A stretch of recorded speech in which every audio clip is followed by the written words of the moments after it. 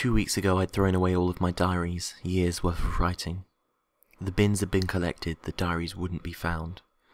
I'd sold whatever furniture and electronics people would buy, left the money in an envelope, everything else was boxed up. I'd made the house spotless. I took my car along the coast. I wanted to drive that way one last time. I rolled down the window. The salty wind in my face felt wonderful, and I laughed in spite of myself.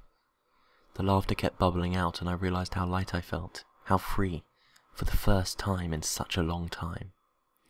I stopped about halfway along the white bridge over the cove. Sitting on the rail, my laughter dried up and the tears came. A car door slammed behind me and a stranger came to the rail. He told me, "I was once where you are now." "What stopped you?" I wanted to know. "I made a friend.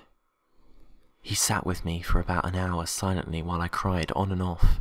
Finally he said, 'Come on, let's go for a coffee.'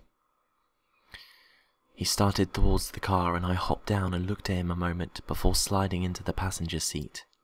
He shut the door after me and I realized that the interior door handle had been forcibly removed.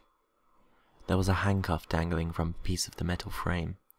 He grinned at me from his seat and reached to close the cuff over my wrist.